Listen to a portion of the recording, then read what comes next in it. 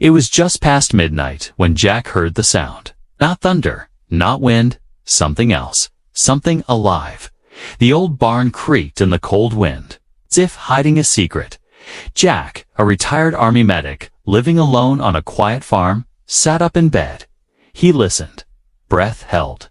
The noise came again, soft scraping, almost like claws on wood. Raccoons, he muttered to himself, reaching for his flashlight, but deep down, something in his gut told him this was different. He pulled on his boots, grabbed his old jacket, and stepped out into the night. The air was sharp, the kind that stung your skin. The flashlight flickered as he crossed the yard. The barn stood still, too still. Its old doors slightly open, moving just a little with the wind. Jack's fingers tightened around the handle of the flashlight. He pushed the door slowly, careful not to make a sound. The beam of light swept across hay bales, rusted tools, and empty feed buckets. Then it caught something, a shimmer. A glow, not from the flashlight. His breath caught in his throat. In the far corner behind stacked crates, 2 glowing eyes stared back at him. He froze. It wasn't an animal. It was a child. A girl, small and thin, skin pale blue under the barn light. Her eyes large, not like any humans. She didn't speak, didn't move, she just stared. Jack took a slow step forward, hands raised. "It's okay," he said gently. "I won't hurt you." Still, she said nothing. Her clothes were strange. A silver suit torn and stained. Her arms trembled. Then, just when Jack thought she wouldn't say a word, she opened her mouth. A whisper escaped, barely a breath. "My mother is dying." Outside, Jack blinked. "What did you say?" The girl's lips moved again, louder this time. "My mother is dying. Out there." She pointed, fingers shaking, toward the trees beyond the barn. Jack's heart raced. This wasn't a prank, wasn't a dream. He had seen war, blood, death, but nothing like this. This was something from the stars, and she needed help. He turned and grabbed his coat. His soldier instincts kicked in. No time for questions, not yet. If someone was dying out there, he had to move. He looked back at the girl. "Stay here. Don't move," he said. She nodded once, eyes full of fear. Jack stepped out into the cold again, this time heading for the woods. His flashlight shook slightly in his hand. The ground was wet, the grass flattened. Then he saw them glowing blue footprints, not shoe prints, but bare. With 3 long toes, he followed them. Deeper into the woods, the silence was heavy, broken only by the crunch of leaves underfoot. Then he smelled it, not blood, but something metallic and sweet, like burnt wires and flowers, just beyond the trees. In a clearing, he found her. The creature was tall, elegant, with long limbs and soft plates over her skin. She lay on her side, barely breathing. Silver fluid pooled beneath her. Her chest rose and fell slowly, painfully. Jack knelt beside her.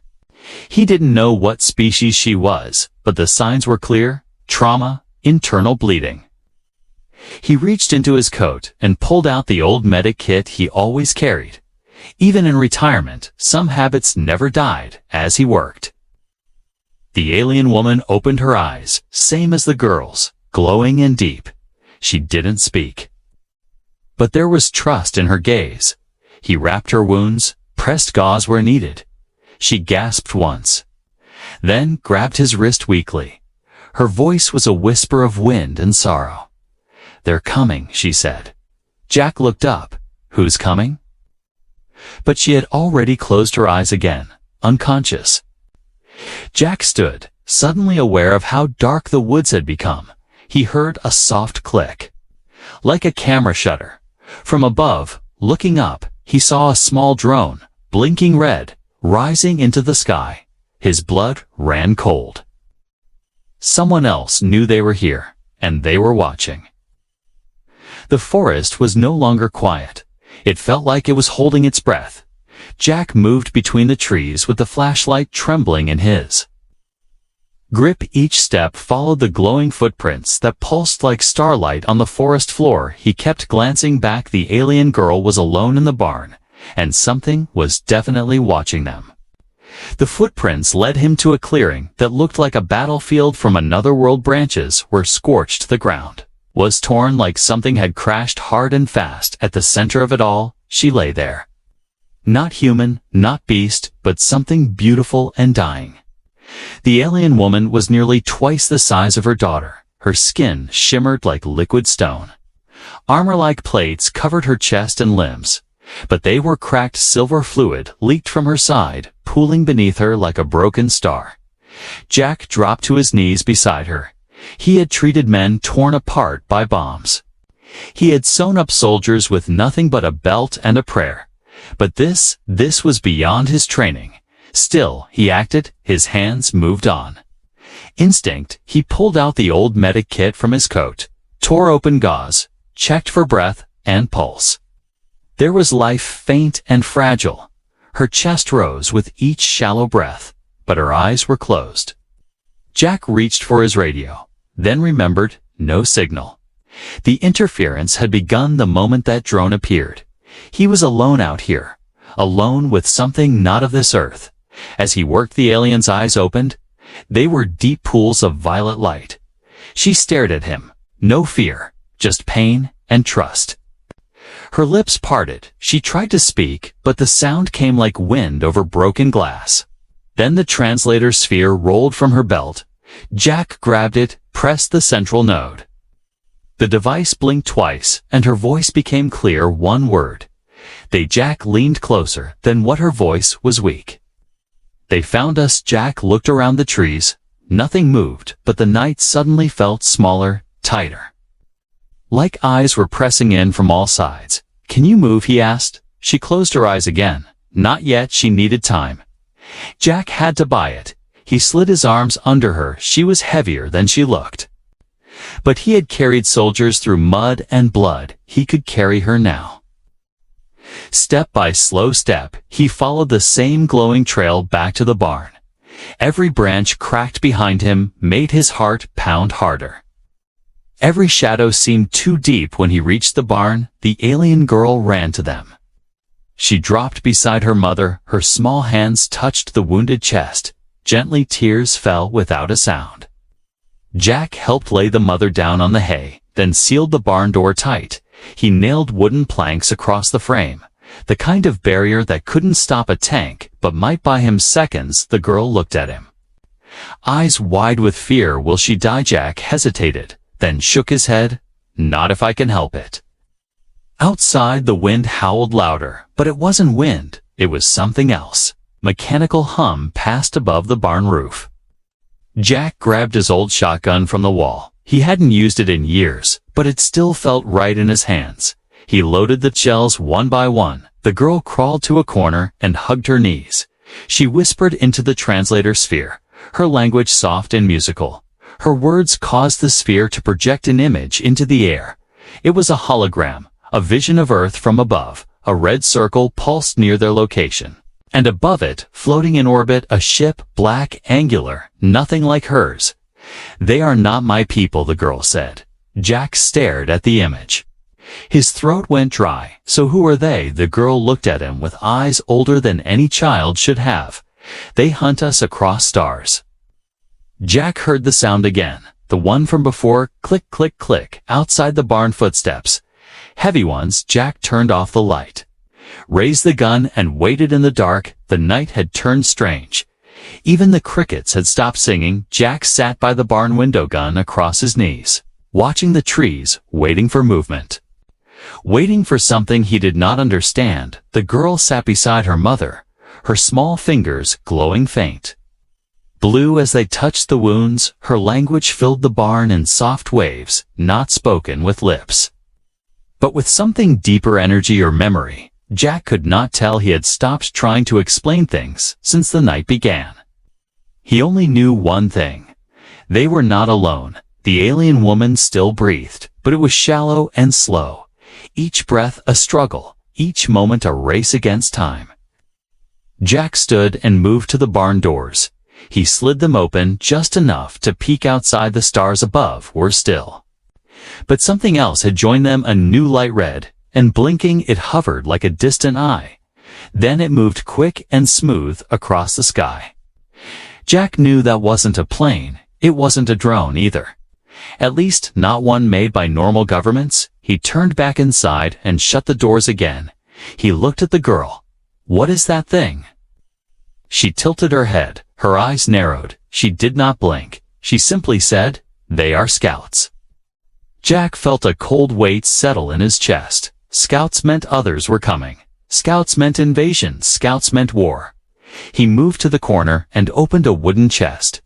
Inside were tools, wires, old camping gear, and something wrapped in cloth. He unrolled it. Landmines, only 2, but enough to send a message.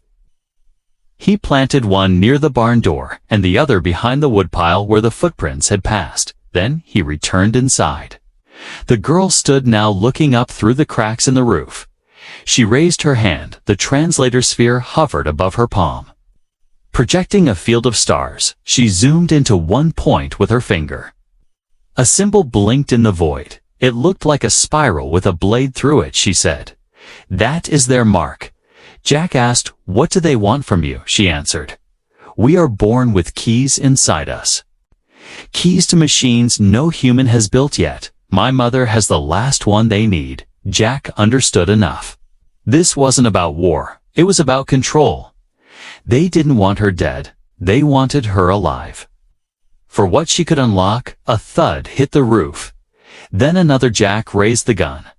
The girl's eyes turned bright. With fear, she whispered, "They found us."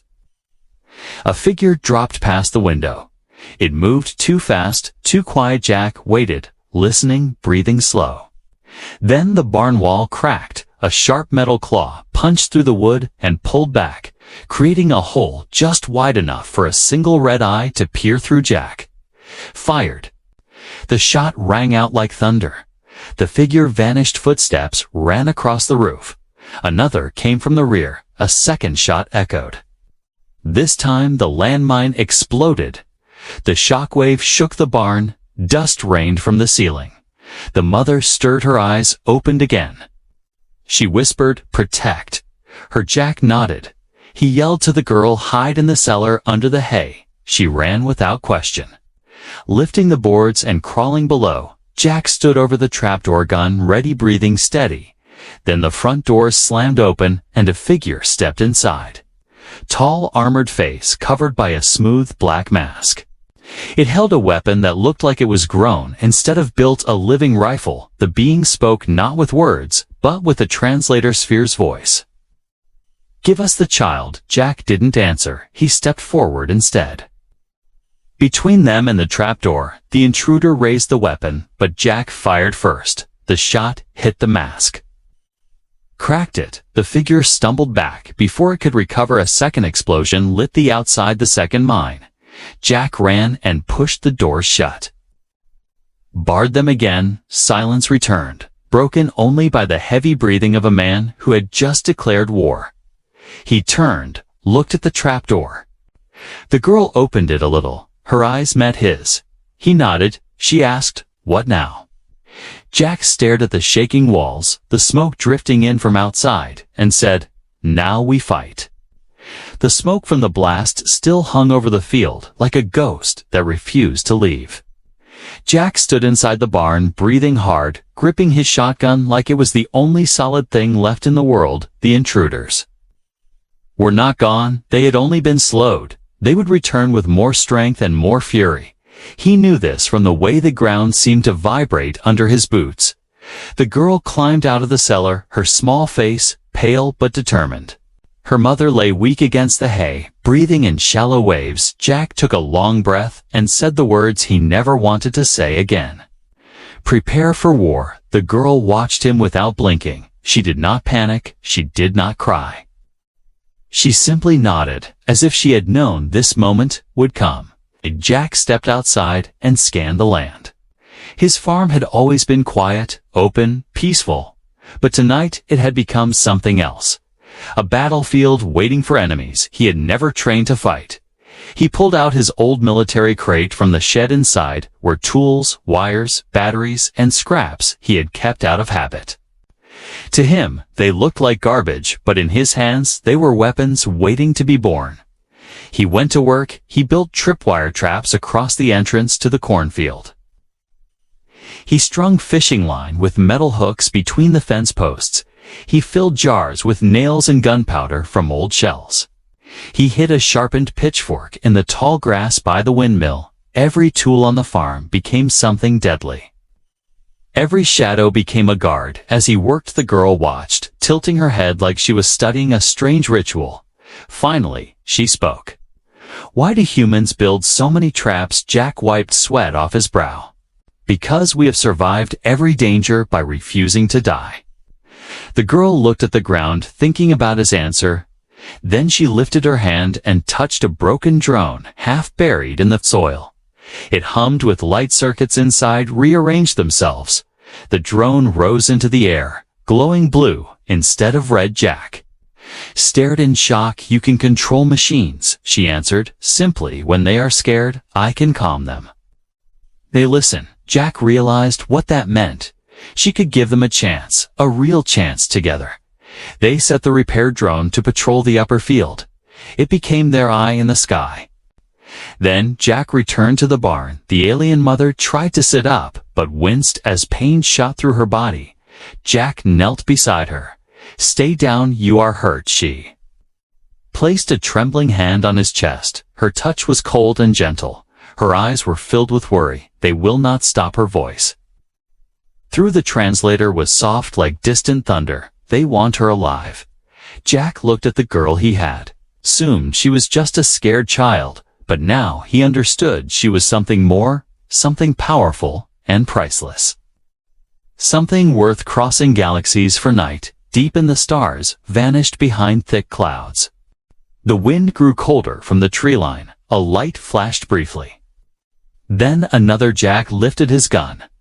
"They are here." He moved to the fence line, crouching low. The girl stayed behind the barn door, watching him with wide, shining eyes. Figures stepped out of the trees, tall, armored, silent.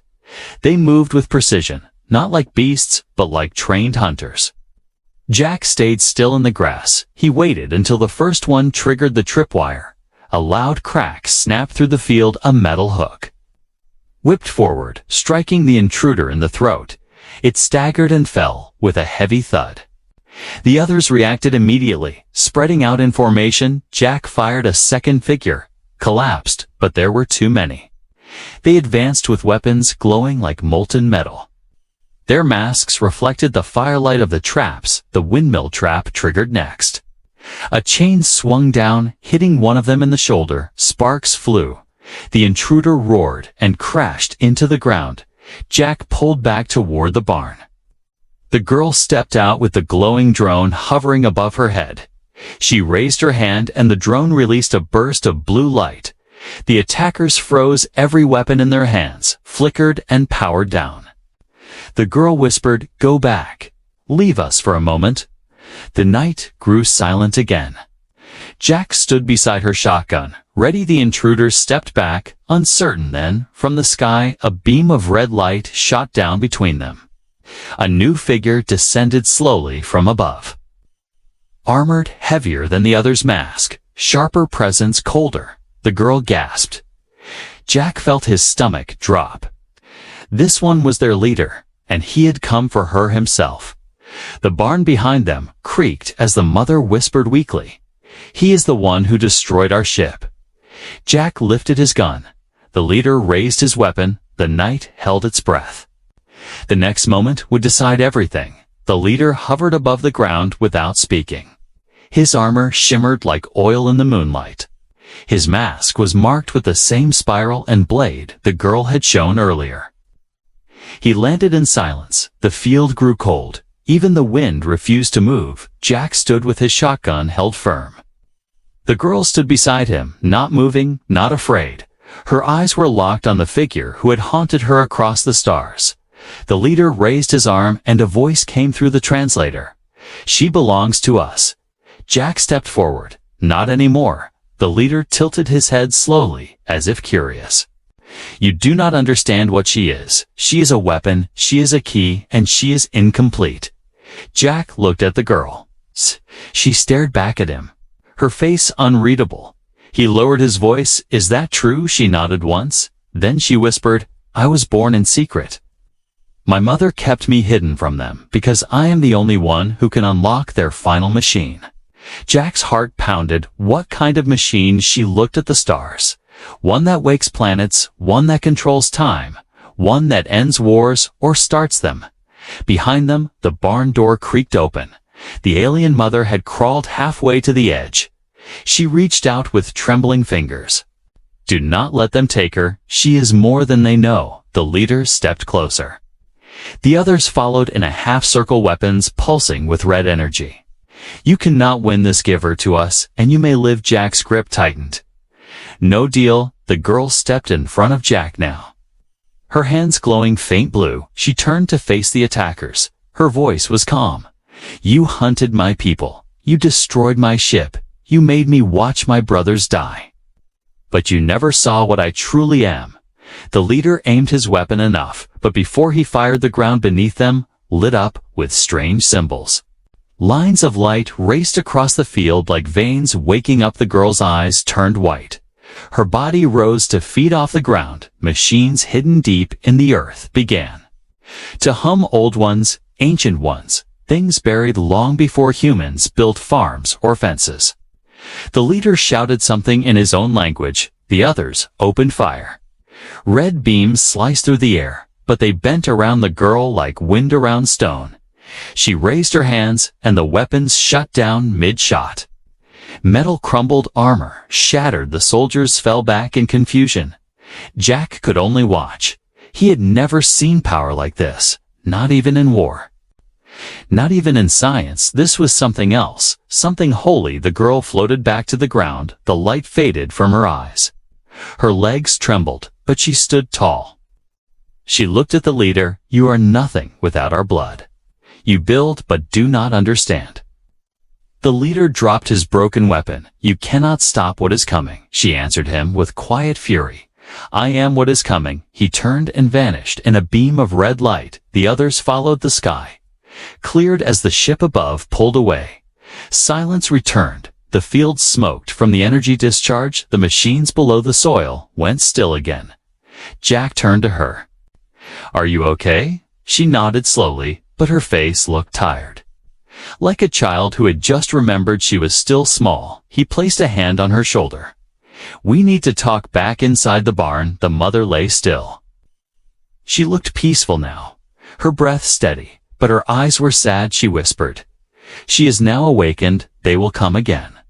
Stronger soon. Jack sat down beside the girl. He finally understood what she meant when she called herself incomplete. She was more than a survivor, more than a daughter. She was a trigger, and someone had just pulled it. The sky turned red long before the sun appeared, not from sunrise, but from something burning in orbit. Jack stood on the porch of his house. Looking up, the girl stood beside him, her eyes reflecting the light from above. The air felt thick, like it was waiting for something terrible. She whispered, without emotion, they are not retreating. They are making room for something bigger. Jack nodded without speaking. He felt it to the ground had been shaking for minutes now. The wind moved in strange patterns. Birds no longer sang. The world was holding its breath behind them. The barn was quiet. The alien mother lay wrapped in blankets, her breath slow but steady. She would not fight again. Her strength was nearly gone. Jack walked the field one last time, checking each trap, each wire, each weapon. The land had changed. It was no longer a farm. It was a fortress. He had placed sharp metal across the path leading in, gasoline lines hidden under the soil. Flame charges ready to burn the sky if needed, but he knew it might not be enough. The girl walked behind him, not speaking, not crying. She had not slept. Her body moved with energy, not her own. The machine inside her had woken fully now, and it would not let her rest. Jack looked at her with quiet worry. You do not have to fight. She answered with the voice of someone much older than her years, "I was born for this." The ground cracked, dust rose from the tree-line, shapes began to appear larger than before, heavier machines walking like beasts. Six-legged crawlers with mounted cannons behind them marched, soldiers armored in black and silver. And in the center, a transport carrier descended from the sky. It landed with a sound that shattered the barn windows. The girl stood still, watching it all. Then she stepped forward into the field. Jack grabbed her arm. "You go, and I follow. We end this together." She nodded once the machines opened fire first. Beams of red light cut through the sky. Jack dove behind the overturned tractor, firing back with short bursts. Explosions lit the ground around them. Traps ignited. Fire climbed the sky in orange towers. The first wave of soldiers hit the tripwires and fell screaming, but more came. They moved with purpose, without fear. The crawlers advanced, crushing fences and trees. The girl raised her arms. Blue light poured from her palms. The machines froze mid-step. Electric pulses danced across their frames. Then they turned and fired backward at their own troops. For a brief moment, the tide shifted. Jack pushed forward, taking cover behind broken crates. He fired until his gun clicked empty. Then he grabbed a second rifle from the barn wall. The girl screamed, not in pain, but in focus. Energy poured from her body like wind made of stars. The ground beneath the invaders cracked. Circles of ancient technology lit up again. This time brighter. This time faster. From the ship, the enemy commander stepped out. Not the one from before. This one wore armor twice as thick. His mask had no face, only darkness. He raised both arms, and the stolen machines turned back toward the girl. He had overridden her control. She fell to her knees, blood dripping from her nose. Jack ran to her side, pulling her behind the tractor. Her voice was faint. "I cannot hold them." He shook her gently. "Yes, you can, because you are not alone." The mother appeared at the barn door, her body weak, but her eyes clear. She raised one arm toward the sky. Her voice reached out in a language Jack did not know, but the machines understood. They paused for half a second, and in that breath of time, the girl rose again. She reached for Jack's hand there. Fingers touched, the light exploded from them. Both machines melted. Soldiers dropped their weapons and fell to the ground, screaming. The commander tried to run back to the ship, but the ground split open beneath him and swallowed him whole. Silence returned. Smoke drifted across the field. Jack dropped to his knees, his lungs burned. The girl collapsed into his arms. It was done. It was over, or so they thought. From the sky, a new light blinked. Not red, not blue, but gold. And it was descending fast. The golden light fell from the sky like a silent comet, not burning, not crashing, just falling soft and smooth as if it belonged to the earth. All along, Jack held the girl close in his arms. Her breath was faint but steady. Her skin glowed faint blue as the machine inside her calmed. The alien mother knelt beside them, her hands trembling, her eyes wide with something Jack had not seen before: hope. The golden vessel hovered above the destroyed field. Its shape was unlike the black warships. It had no edges, only curves, smooth as stone, bright as morning. It hummed with a sound that felt like memory. Slowly it touched down beside the barn. Its surface shimmered, then opened. From within came beings of light and shadow, tall like the mother, their eyes glowing soft purple, their hands raised, not in threat, but in greeting. They spoke in tones that needed no translation, words woven into the wind. We heard her call. We came as fast as the stars allowed. The girl opened her eyes. She saw them and smiled a real smile, not one born of survival, but one born of peace. She stood on shaking legs. The light from the ship touched her skin and healed what pain remained. The eldest of the beings stepped forward. You are the last key. But you are more than a tool. You are the future. We once forgot. The girl looked at Jack. Her voice was soft. They want me to go with them, to learn who I am, to become what I was meant to be. Jack's heart ached. He had fought for her, bled for her protected her. Not just because she was powerful, but because she was a child. Alone and scared, but now she stood tall. She was not alone anymore. He nodded slowly. You should go. Find your place among the stars. She stepped closer, but I already found home, and I do not want to leave it behind. The beings waited silently. The mother rose beside her daughter. She touched Jack's shoulder with gratitude, then turned to the others. She spoke words Jack could not understand, but the meaning was clear. She had made her choice. They had made their choice. The beings of light bowed their heads. They returned to their ship. The golden vessel closed and began to rise, not with speed, but with grace, like a farewell wave. Then it was gone. Just sky, just clouds, just earth. Jack looked at the girl. So what now? She smiled again. Now we plant new seeds together. The days that followed were quiet. The battlefield became a field again. The metal was cleared. The traps were buried. The scorched earth was healed by rain. Jack taught her how to build fences. She taught him how to listen to the machines beneath the soil. They grew food. They grew peace. No more war. No more watchers in the sky. One morning, as the sun rose over the field, the girl stood by the fence. She whispered something so soft the wind almost missed it. I think my father was human. Jack stood behind her. He did not answer. He did not need to. They both knew what came next. Not endings, but beginnings in a quiet world where stars once fell.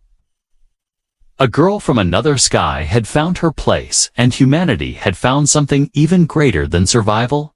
It had found family.